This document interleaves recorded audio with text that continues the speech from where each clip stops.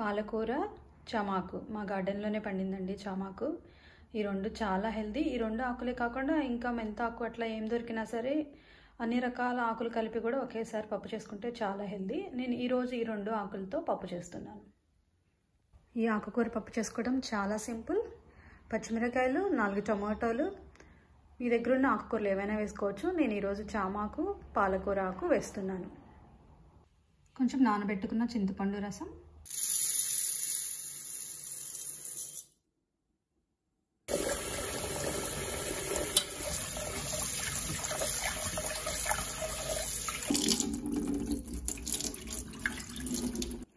పప్పుని 2-3 సార్లు చక్కగా కడుక్కున్నాక ఇలా ఒక 2 గంటల సేపు నానబెడితే గ్యాస్ ప్రాబ్లమ్స్ ఉన్న వాళ్ళకి గ్యాస్ రాకుండా ఉంటుంది. కొంతమందికి పప్పు తింటే పడదు కదండి, గ్యాస్ వస్తుంది కదా, అలా గ్యాస్ ప్రాబ్లం రాకుండా ఉంటుంది ఇలా నానబెట్టిన పప్పుతో.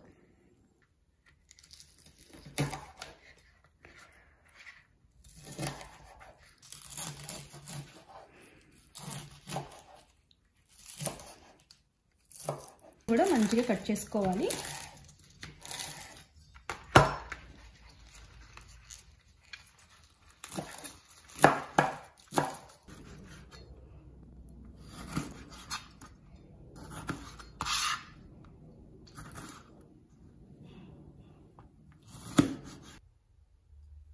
పసుపు 1/2 స్పూన్, సాంబార్ పొడి 1 స్పూన్, 1 స్పూన్ కారం వేసుకోవాలి. పాలకూర, కట్ చేసుకున్న పచ్చిమిరపకాయలు, చామాకును కూడా వేసేసుకుంటున్నాను. టమాటోస్ వేసుకోవాలి చివరిగా.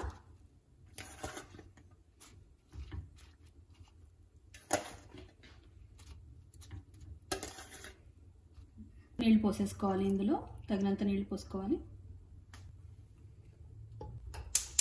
స్టవ్ ఆన్ చేసుకొని 3 విజిల్స్ వచ్చేదాకా ఉంచుకోవాలి.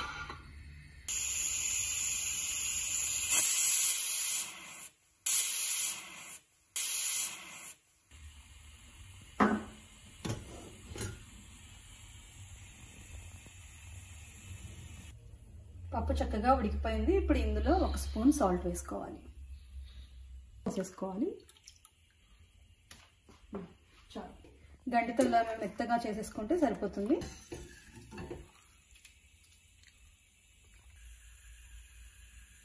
పచ్చిపప్పు, ఆవాలు, తర్వాత 1 స్పూన్ ఎండుమిరపకాయలు,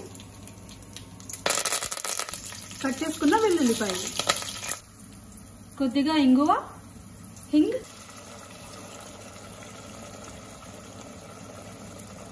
పప్పు తిరుగుమాత అయిపోయింది. ఆకుకూర పప్పు రెడీ.